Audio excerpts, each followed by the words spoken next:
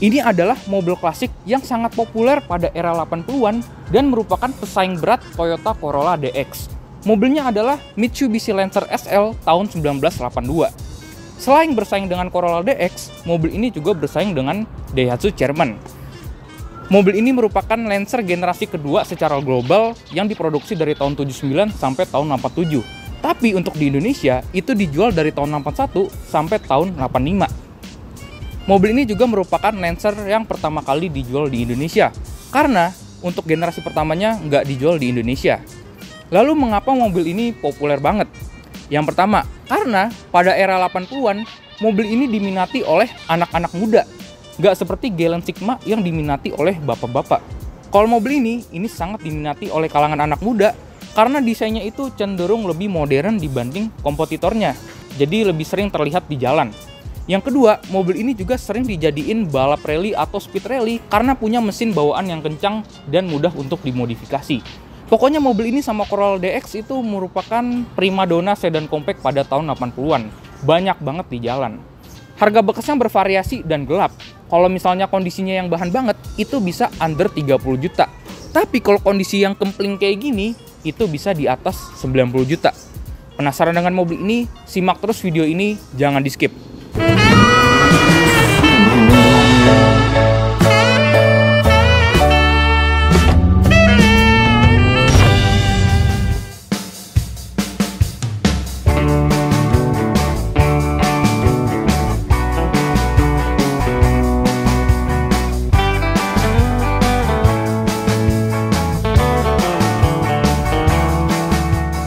Sebenarnya untuk pasar Jepang itu variannya banyak banget. Ada yang 1200, 1400, 1600 cc GT, 1800 cc GT Turbo, dan masih banyak lagi. Tapi untuk di Indonesia itu cuma satu tipe aja, yaitu 1400 SL. Makanya mobil ini tuh dibilang Lancer SL karena cuma satu tipe aja. Dan semakin tahun ke tahun mobil ini ada improvement atau tambahan. Tapi pertama-tama kita lihat mesinnya dulu.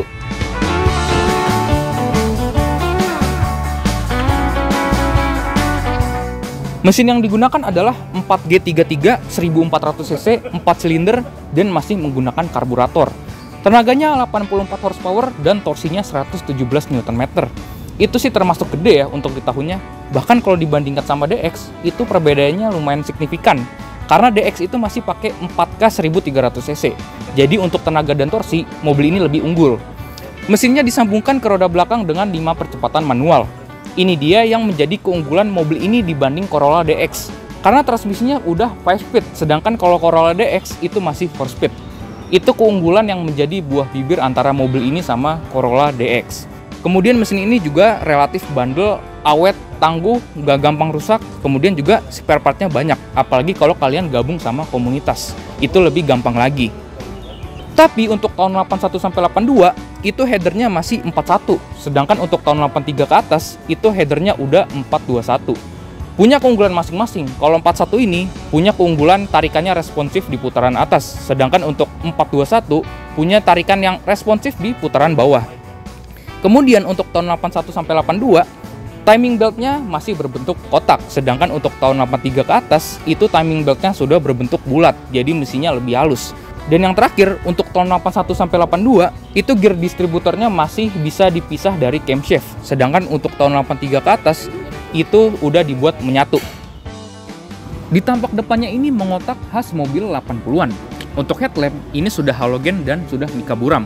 Terus untuk bumper, ini bahannya bahan plastik dan modelnya itu menonjol. Yang unik, di bumpernya ini ada lampu sen, jadi bukan di sini doang. Untuk tahun 81 sampai 82 ini masih garis horizontal yang polos. Tapi untuk tahun 83 itu ada lampu senja di grillnya ya. Tapi untuk tahun 84 itu lampu senjanya diilangin dan ada garis horizontal yang lebih tebal di bagian tengah. Untuk di tampak samping ini cukup simple dan basic. Gua suka karena clean banget kalau dilihat.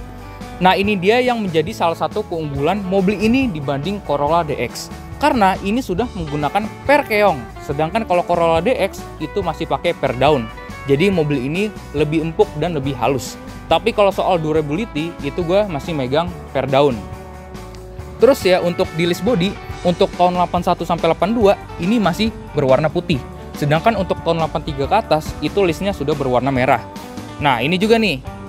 Ini list kaca ya, untuk tahun 81 sampai 82 itu masih berbahan chrome. Sedangkan untuk tahun 83 ke atas, itu sudah dicat warna hitam. Di tampak belakang sini menurut gue lebih sporty mobil ini dibanding Corolla DX. Karena di belakangnya sini masih ada sudut kemiringannya. Tapi itu balik lagi ke selera masing-masing. Biasanya, para modifikator itu suka ngasih ductile di bagasi supaya kelihatan lebih manis. Ini bumper juga masih berbahan plastik.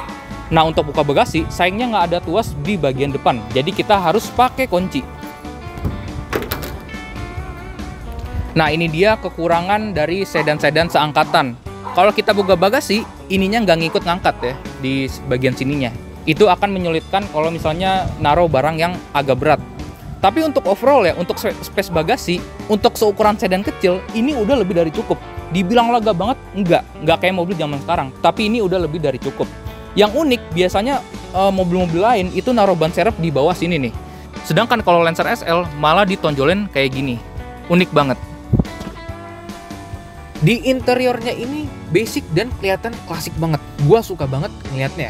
Dan ini warnanya beige dengan bahan soft touch. Kecuali di sini nih ya, ini plastik. Yang unik itu biasanya di mobil-mobil lain, lampu bacanya itu berbentuk persegi panjang. Kalau di mobil ini enggak. Jadi bentuknya ini bulat ya. Ini jarang ditemui di mobil-mobil lain. Kemudian untuk jok, ini nyaman banget guys. Bahannya ini fabric dengan campuran kulit. Cukup empuk juga dan pahanya tersangga dengan baik. Masih leluasa banget. Pengaturannya itu ada sliding dan ada reclining. Dan tersedia headrest. Ini enak banget sih joknya. Kemudian untuk setir ya. Ini dia yang menjadi salah satu keunggulan mobil ini dibanding Corolla DX. Karena setirnya ini udah ada pengaturan tilt. Sedangkan kalau Corolla DX itu masih fix. Untuk tahun 81 sampai 82 ini setirnya masih palang 2. Sedangkan untuk tahun 83 ke atas itu setirnya sudah palang 4. Di instrumen clusternya juga cukup lengkap. Ada speedometer, tachometer, jarum bensin, jarum suhu mesin, dan jam analog. Ini unik banget. Tapi sayangnya ini hanya ada di tahun 81 sampai 82. Kalau tahun 83 itu jamnya sudah di sini letaknya dan sudah digital. Kalau gue pribadi, gue lebih suka jam analog di speedometer karena kelihatan lebih klasik. Di sini tersedia cuk ya karena ini masih karburator. Untuk AC ini fiturnya banyak banget guys, lengkap banget untuk mobil tahun 80-an. Ada speed fan, pengaturan suhu, ada open close air. Terus arah semburnya juga lengkap, ada yang ke badan, ke kaki, dan kedua-duanya. Nah ini dia ada fitur unik nih. Kalau misalnya yang kena arah sembur ke kaki cuma mau di penumpangnya aja, drivernya itu nggak mau, di sini ada pengaturannya. Ada shut, ada open. Kalau shut itu anginnya itu ditahan. Ini unik banget, gue suka banget asli. Pengaturan AC-nya itu lengkap. Kemudian kalau kita ngomongin tempat penyimpanan, ini juga juaranya. Ini mantep banget. Nih pertama-tama deh dari bentuk dashboardnya dulu. Ini aja bisa dijadiin tempat penyimpanan karena ada lekukannya. Terus di sebelah kiri sini ada laci penyimpanan tertutup. Ukurannya itu lumayan gede. Di bawahnya juga ada tapi terbuka. Terus di sini juga ada asbak. Di konsol tengah juga ada tempat penyimpanan. Pokoknya ini enak banget buat nyimpan barang. Terus di pintu juga tersedia door pocket. Mantep banget. Untuk tape ini masih bawaan loh guys. Jarang-jarang ownernya yang mempertahankan tape originalnya. Ini fiturnya cuma bisa kaset sama AM. Ini klasik banget sih ya. Gue suka. Kemudian untuk di door trim, ini bentuknya rata ya. Tapi ini udah dilapisi bahan vinyl yang enak banget dipegang. Halus dan empuk. Kacanya ini masih engkol ya, jadi emang agak ribet aja. Terus di door trimnya ini ada door pocket, sama ada armrest. Di dalam sini, surprisingly, ini lega banget untuk seukuran sedan kecil. Karena kemarin gue nyoba Corolla, itu bener-bener nyiksa banget. Kalau di sini, ini masih kesisa banyak. Di depan posisi pengemudi gue, tinggi gue 173 cm. Untuk legroom ini memang ngepas tapi nggak nyampe nyiksa. Dan untuk headroom ini juga masih kesedia banyak. Tapi karena ini RWD jadi masih ada jendolan gardanya yang gede banget. Terus jika Anda perokok, ini ada asbak di sininya nih di door trimnya. Cukup unik. Ini sama ya, di bagian belakang kacanya masih engkol, sama di jok belakang belum ada headrest. Sekarang kita udah test drive mobil ini. Surprisingly mobil ini nyaman banget untuk mobil tahun 80-an. Gue amazed banget sama kenyamanannya karena bantingan suspensinya ini lumayan empuk ya. Empuknya itu masih empuk lumayan. Ini yang tadi gue jelasin tadi, ini karena udah pakai per keong nih. Tuh gitu doang, nggak gubrak men. Intinya ini untuk banting suspensi lebih lembut dan lebih nyaman dibanding Corolla DX.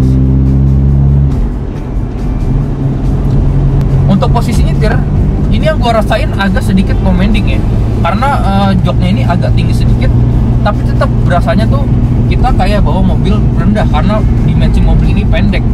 Untuk visibilitas ini lega banget ya, luas banget pandangan kita. Kacanya itu gede, pilarnya kecil, khas mobil 80-90-an. Pokoknya ini untuk pandangan sangat leluasa sekali. Kemudian untuk setir ya, setirnya ini yang gua rasain ya, ini khas mobil non power steering ya, berat ketika kecepatan rendah dan enteng ketika kecepatan di atas 40 km/jam.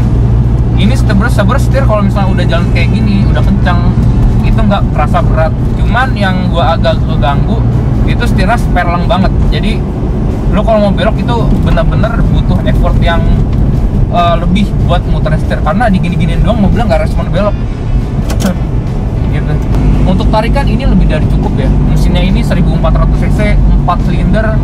Untuk at the time tahun 80-an itu tenaganya lebih dari cukup. Ini untuk handling sebenarnya lumayan ya, bisa dibilang. Memang ada body roll sedikit, tapi nggak parah men. Mobilnya ini masih tetap lempeng, enak untuk handling. Untuk konsumsi BBM di mobil ini bisa dibilang biasa aja ya. Ini cuma, meskipun ini cuma 1400 cc, tapi karena ini karburator, jadi dalam kota cuma bisa 8 km per liter ya. Kalau untuk luar kota 12 km per liter. Nggak terlalu impresif sih, karena wajar ini masih karburator. Ini untuk perjalanan jauh juga enak. Ini pengaturan joknya lumayan lengkap, terus setirnya bisa tilt, kalau DX nggak bisa. Wah, untuk perjalanan jauh ini top men. Untuk kekedapan kabin di mobil ini nggak bisa dibilang baik banget, karena suara mesin lumayan masuk ke dalam, suara jalan juga, suara luar juga masuk. Untuk sedan-sedan seangkatan juga punya kekurangan yang sama, jadi diwajarin aja gitu. Rasionya juga menurut gua lumayan panjang ya. Buat dalam kota sih nggak capek nyetir ginian. Nih ya, ini lewat gajulkan gini doang nih. Nih. Empuk banget parah. Gue nggak expect sama bantingannya empuk. Gue pikir kan kayak Mitsubishi itu kan lebih mentingin fun to drive, ternyata kenyamanan juga masih ada di mobil ini. Terus untuk perjalanan jauh di sini tersedia armrest juga nih, ya enak. Nggak cepat melelahkan sih. Melelahkannya kalau misalnya nyetir dalam kota yang kecepatannya 20 km/jam, karena setirnya masih terasa berat. Tapi kalau udah biasa harusnya no problem sih. Kesimpulannya, setelah kita review, mobil ini sangat segmented market. Buat yang gak masalah sama budget tapi hobi mobil klasik, mungkin mobil ini jawabannya. Karena harga bekasnya itu bisa di atas 100 juta kalau yang kinyis banget. Pajak mobil ini dari 500 sampai 600 ribu. Bener-bener murah banget. Saran dari gua ketika mau beli dan sudah beli, ada baiknya gabung sama komunitas. Karena kalau mau cari bengkel atau spare part, nanti dikasih arahan. Intinya menjadi lebih mudah. Sekian dari review kami, sampai jumpa di video selanjutnya.